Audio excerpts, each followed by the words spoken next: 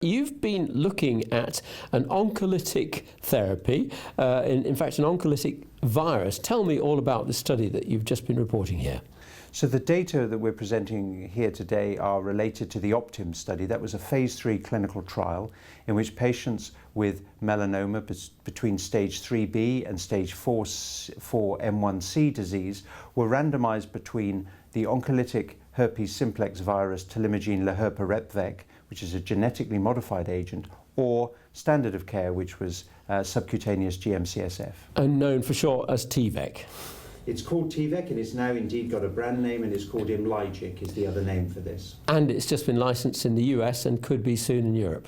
So it's had a favourable opinion in Europe from the EMA for the CHMP, and it got an approval yesterday by the FDA. So tell me what you did, please, in these groups of patients with different stages of melanoma.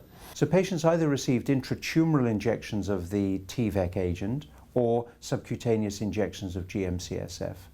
The study involved 436 patients randomized on a 2-to-1 basis between the virus or the standard immunotherapy. And we followed the patients with a primary endpoint of durable response rate, which was defined as a patient having a response that lasted for a minimum of 6 months, and that response could evolve at any time in the first 12 months. And GM-CSF was a reasonable comparator because T-VEC works via GM-CSF, doesn't it?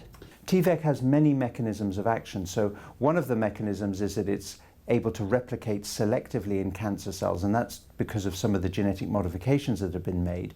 But one of the things that has also been done is that by removing some genes from the HSV virus, we've been able to reinsert other human genes, in fact in this case human GM-CSF, and GM-CSF is a potent immunogenic signal, and so the virus not only kills directly, but it also secretes GM-CSF, and we hope in that way it has a dual mechanism of action, direct cytotoxicity and education of the immune system to attack systemic disease. So could you run me through the data so far as you have them in round figures then? What did you find?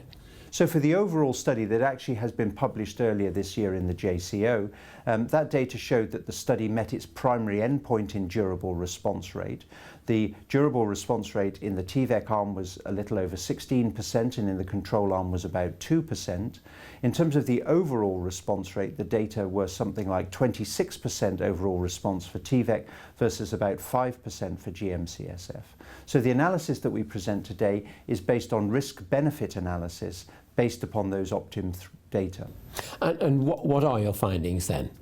The findings are that there is a significant benefit to patients, and we define benefit in terms of durable response, overall survival, and some other endpoints. And we show that for T-VEC that this is a treatment that is beneficial to the patients.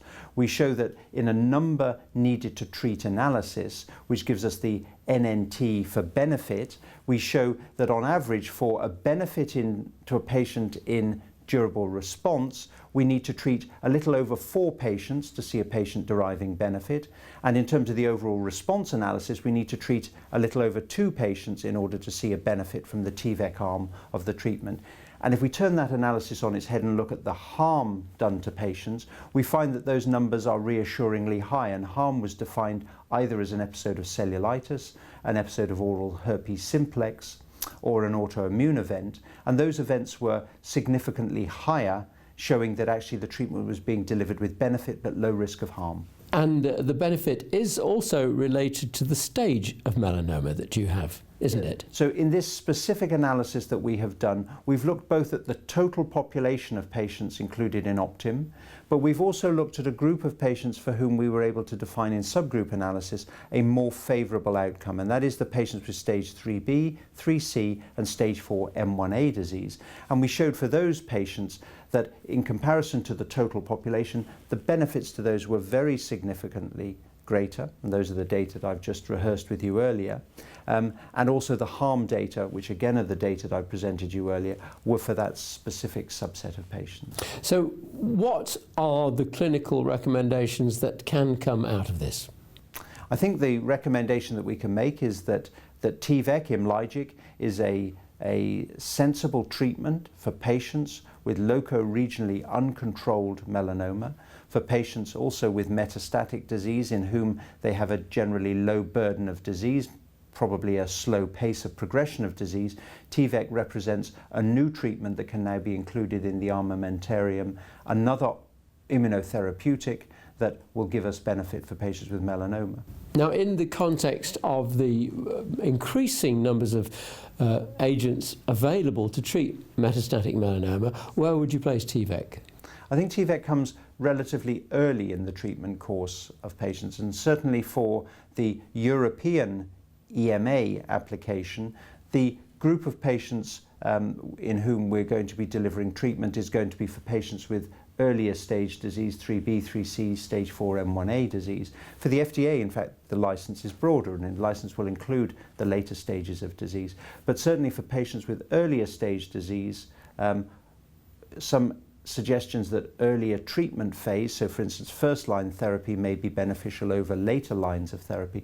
So that group of patients, I think, will be well served by T-VEC, potentially reserving the other immunotherapeutics for later stage disease. And of course there is huge excitement now about combination regimens in which we include T-VEC alongside some of those other monoclonal antibody-based therapies. So in a few words, what would you leave doctors with as a message? We now have a new immunotherapy that is available for the treatment of melanoma. It's a first-in-class agent, an oncolytic immunotherapy, and it's an agent that will be very interesting to watch its evolution in combination with other immunotherapeutics in the future.